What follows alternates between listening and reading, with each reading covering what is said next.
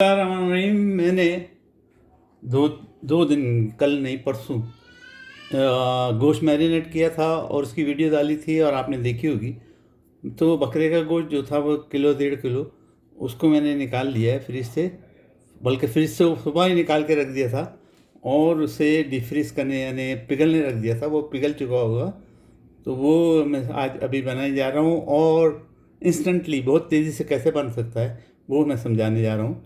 ये जो है गरम मसाला है, ये है छोटा सा टुकड़ा जायफल का, ये है जवित्री के 1-2 पत्ते, और ये थोड़ी सी धनिया है और थोड़ा सा ज़ीरा है। ज़ीरा में आपको, और ये थोड़ी सी सौंफ है। ज़ीरा में आपको दिखा दूँ, देखें सब चीज़ें बिल्कुल एक एक चुटकी लेनी है, क्योंकि हमारा गोश्त पहले से ही मैरिनेट हुआ हुआ है और हम ज़्यादा मसाले वाला गोश्त बनाएंगे तो बाज़ारी मसाला इस्तेमाल आज करेंगे। मैं आपको बताऊंगा कि कोरमा इंस्टेंटली पकाने के लिए, क्योंकि मेरे पास टाइम नहीं था और टाइम नहीं है, इसलिए मैंने अपना मसाला ख़ुद का नहीं बनाया। मसाला ऑलरेडी जो कुछ बना हुआ था वो डाल दिया था, वो मेरे मैरिनेशन के उसमें देख लीजिएगा, पोस्ट में देख लीजिएगा। तो मैंने ये जो गरम मसाला और खुशबू करने के लिए मसाला निकाला है, ये वाला, ये मैंने इसमें डाल दिया है और इसको हम ग्राइंड कर लेंगे। मीनवाइल ग्राइंड से भी 1-2 दफ़ा मारूंगा और ये ग्राइंड हो जाएगा, समझिए ना।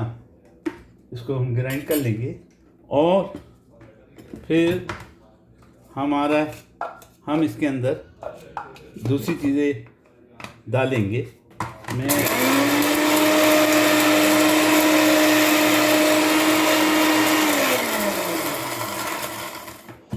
ये गोश्त इंस्टेंटली कैसे पकाता हूँ, मुझे सिर्फ 15 से 20 मिनट लगेंगे। तो ये मैंने मेरा खुशबू करने के लिए जो गरम मसाला था, वो जो चीज़ें डाली थी वो मैंने दिखाई थी आपको, याद रहे। थोड़ा सा धनिया, थोड़ा सा ज़ीरा, 2-3 लौंगे, 1-2-4 काली मिर्चें, और जनाब जवित्री और जायफल, ये तमाम चीज़ डाली थी। और ये पुदीने के पत्ते हैं, क्योंकि ये फ्रिज में थे तो इतने खूबसूरत नहीं है, लेकिन फिर भी मैंने इस्तेमाल किए खुशबू के लिए। और ये धनिया भी थोड़ा सा मैं डाल देता हूँ, धनिया भी डाल दिया। और इसमें ही टमाटर डाल दूँगा। टमाटर भी मैंने काट के रखे, क्यूब बना के रखे। ये टमाटर मैंने डाल दिए और इसी में हम ये कोरमा मसाला है, ये गालिबन हमारे घर वाले काट के रख देते हैं, इसके डिब्बे निकाल के रख देते हैं और इन्फेक्शन वगैरह नहीं हो, बीमारियां ना आए। तो उसके बाद ये कोरमा मसाला है, और ये है मेरा ख़्याल मेहरान का। तो ये मेहरान का एक कोरमा मसाला सिर्फ 1 चम्मच मैंने डाला है। याद रखिए, 1 चम्मच भी भर के नहीं डाला, थोड़ा डाला, क्योंकि मेरे बच्चे जो हैं ज़्यादा मसाले पसंद नहीं करते। आपका दिल करे तो बहुत मसाले डालिए, मगर मेरे बच्चों को मसाले पसंद। और ये है शीज़ान का कोरमई मसाला है, थोड़ा सा बाकी है इस पुड़िया में, इनकी घर वालों की पुड़िया में, जिससे ये लोग खाने पकाते हैं। मैं तो अक्सर व बेशतर ज़्यादातर अपने मसाले डालता हूँ। ये ज़रा सा मसाला है, ज़रा सा, तो ये मैंने इसमें डाल दिया। शीज़ान का भी डाल दिया और मेहरान का भी थोड़ा सा डाल दिया। और अब इसमें थोड़ा सा दही डालूँगा। दही मैं निकाल रहा हूँ फ्रिज से, अपने फ्रिज से मैंने दही निकाल के लाया हूँ।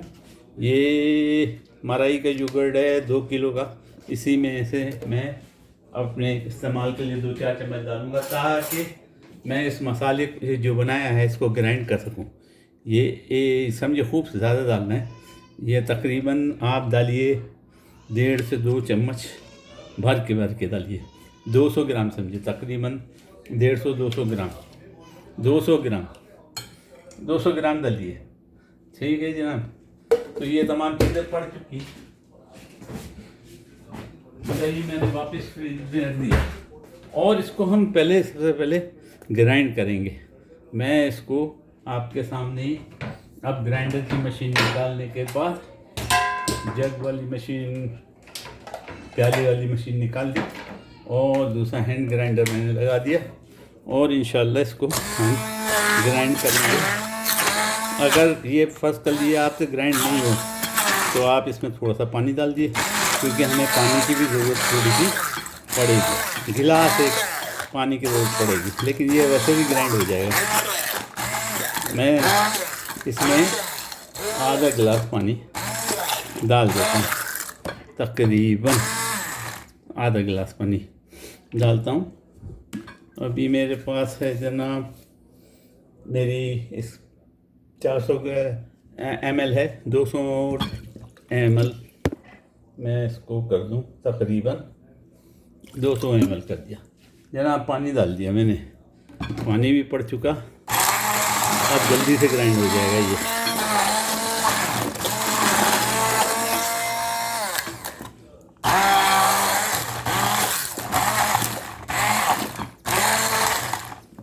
उसमें हमने मैरिनेशन में हमने जो ये चीज़ें डाली थी आपको याद ही होगी, वरना मेरे पेज पे आप देख लीजिएगा।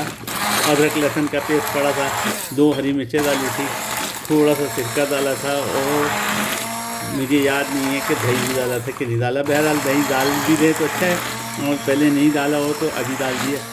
और ये हमारी मैरिनेशन होने के बाद ये हमारा मसाले के साथ चीज़ें तैयार हो गई। अब इसमें हम गोश्त डालेंगे और ये गोश्त मेरा मैरिनेट हुआ वो मैंने डाल दिया और इसको हम मिक्स कर देंगे और चढ़ा देंगे। और 15 मिनट के बाद ये इंशाअल्लाह, क्योंकि ये मैरिनेट हुआ गोश्त है, इसलिए ये 15 के 20 मिनट में तैयार हो जाएगा और ज़बरदस्त बनेगा। इसका कलर भी बहुत ज़बरदस्त आएगा।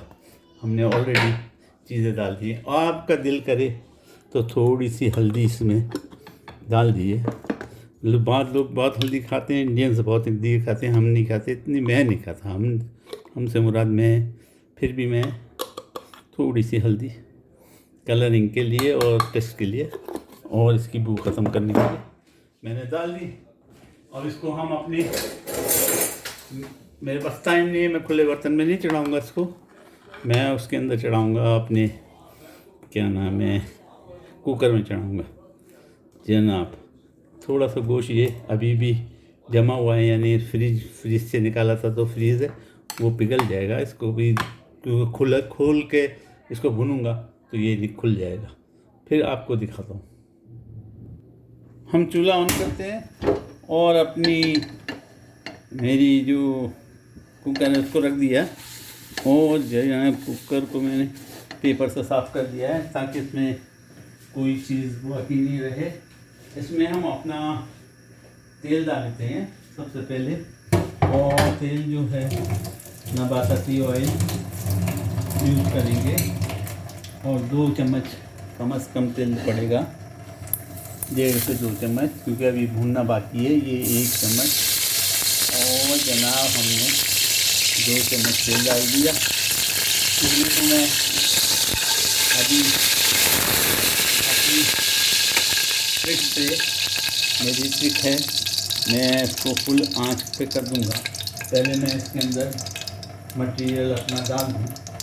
मैंने जो आपके सामने गोश्त को भिगोया था वो अंदर डाल दूँगा, इसलिए क्योंकि ये भुनेगा और ये खुलेगा।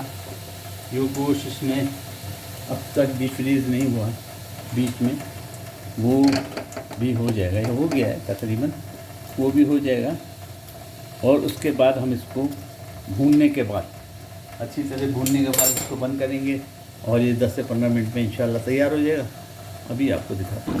मैंने तकरीबन 3 से 5 मिनट इसको पका लिए और इसका मैं अब कुकर का ढकना लगा दूँगा और इसको सूखने दूँगा पानी को। ये 10 मिनट तकरीबन, अभी भाप उठ रही है तो 10 मिनट तकरीबन इसको ये पकेगा। और पकने के बाद जनाब 10 से 15 मिनट के बाद मैं इसको खोलूँगा और इसको फिर भूनूँगा। फिर मैं आपको दिखाता हूँ। इसको भाप उठ रही है, मैं दिखा नहीं सकता। मैंने 5 मिनट प्रेशर दिया है और प्रेशर रिलीज़ करता हूँ। प्रेशर रिलीज़ करते ही हम इसकी कंडीशन देखेंगे और इसको भूनेंगे। प्रेशर रिलीज़ हो गया। अब इसको खोल के देखते हैं। माशाल्लाह तबारकल्लाह, इसको सिर्फ भूनना बाकी है। हम इसको भूनेंगे, माशाल्लाह तबारकल्लाह भूनेंगे। पानी जो है इसको सुखा देंगे और इसको बहुत अच्छी तरह भूनेंगे ताकि तमाम मसाला जो है अच्छी तरह भून जाए। और भुनने के बाद इसका मसाला हम चेक करेंगे, यानी टेस्ट चेक करेंगे, नमक वगैरह ये वो चेक करेंगे। और उसके बाद इन केस पहले देखें कि गोश्त कितना गला है। माशाल्लाह गोश्त गल गया, गोश्त गल गया। मगर क्योंकि हमारे बच्चे जो हैं उनको तो सख्त चाहिए और उनकी जो अम्मा हैं उनको थोड़ा सा नरम गोश्त चाहिए। तो इसको नरम करने के लिए एक सीटी इसको और देनी होगी, लेकिन इसको भूनेंगे सबसे पहले। ये अब मसाले के साथ गोश्त भुनेगा और भुनने के बाद ये मैंने पानी दूसरे चूल्हे पर रखा है, आपको शायद नज़र आ रहा हो।